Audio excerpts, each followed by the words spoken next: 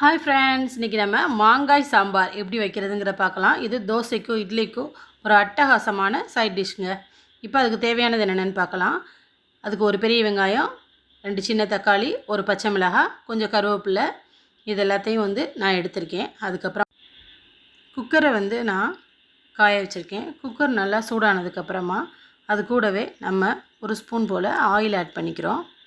இந்த ஆயில் கொஞ்சம் நல்லா ஹீட் ஆனதும் அது கூட நம்ம இப்போ கொஞ்சம் கடுகு, அதுக்கப்புறம் கொஞ்சம் மிளகு ஆட் பண்ணிக்கிற போகிறோம். அது தாளிப்புக்காக ஆட் பண்ணுறோம். நான் எல்லாத்தையுமே சேர்த்து குக்கர்லேயே வச்சுருவேங்க. பருப்பை தனியாக வேக வச்சுட்டு இதை வைக்க மாட்டேன். குக்கர்லேயே இந்த மாதிரி வச்சிட்டோம்னா நம்மளோட வேலை சீக்கிரம் முடிஞ்சிடும். மோஸ்ட்லி இட்லி தோசைக்கு இந்த மாதிரி தான் நான் பண்ணுவேன். பாருங்க, கடுகு அண்ட் மிளகு ரெண்டையுமே ஆட் பண்ணியாச்சு. இது கூட நம்ம நறுக்கி வச்சுருந்த வெங்காயத்தை ஆட் பண்ணிக்க போகிறோம்.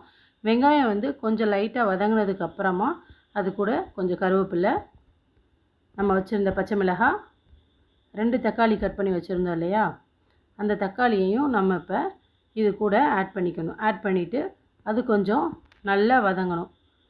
தக்காளியும் வெங்காயமும் நல்லா வதங்கி வந்ததுக்கப்புறம் நம்ம மீதி உள்ள பொருள்களெல்லாம் ஆட் பண்ணணும். இப்போ பாருங்கள், இந்த வெங்காயமும் தக்காளியும் நல்லா வதங்கிட்டுருக்கட்டும்.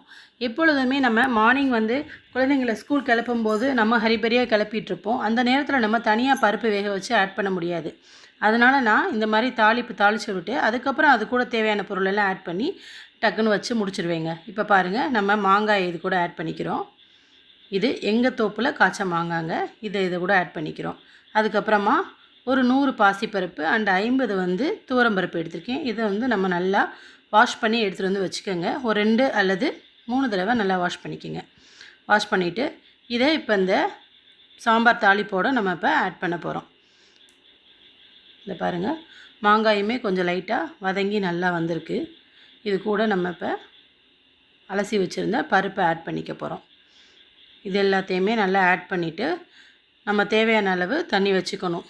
பெரும்பாலும் இப்போ 100 பருப்பு நம்ம எடுத்திருந்தோம் அப்படின்னா 2 மடங்கு அளவுக்கு தண்ணி ஊற்றணும். இதை பாருங்கள், இது 1.5 ஸ்பூன் அளவு சாம்பார் பொடி. இதே போல் 1.5 ஸ்பூன் அளவு நம்ம வீட்டில் நார்மலாக குழம்புக்கு யூஸ் பண்ணுவோம்ல மிளகாய்த்தூள், அது ஒரு 1.5 ஸ்பூன் இது கூட ஆட் பண்ணிக்கிறோம். ஆட் பண்ணிவிட்டு இப்போ நம்ம இதுக்கு தேவையான அளவு உப்பு சேர்த்துக்க போகிறோம். சாம்பாருக்கு பாருங்கள், 2 மடங்கு தண்ணி ஆட் பண்ணிக்கிட்டேன். உங்கள்கிட்ட மல்லித்தலை இருந்துச்சுன்னா மல்லித்தலை கட் பண்ணி ஆட் பண்ணிக்கலாம். ஆட் பண்ணிக்கிட்டு அப்படியே நம்ம மூடி வைக்க போகும்போது தான் அந்த மல்லித்தலையை ஆட் பண்ணணும். அப்போ தான் அந்த சாம்பார் கொஞ்சம் வாசனையாகவும் நல்லா டேஸ்ட்டாகவும். எனக்கு என்கிட்ட மல்லித்தலை இல்லை, அதனால் நான் அப்படியே வச்சுட்டேன். இப்போ நம்ம குக்கரை மூடி போட்டு மூடி நம்ம 3 அல்லது 4 விசில் வச்சிடலாம். பாருங்கள், ஒரு விசில் வந்துருச்சு. 3 விசில் வந்ததுக்கப்புறமா கொஞ்சம் தம் போக விட்டு இறக்கணும் அப்படின்னா நமக்கு மாங்காய் சாம்பார் ரெடி ஆயிடுச்சு. இந்த மாங்காய் சாம்பார் தோசை கூட இட்லி கூட வச்சுக்கிறதுக்கு ஒரு அட்டகாசமான சைட் டிஷ்ங்க.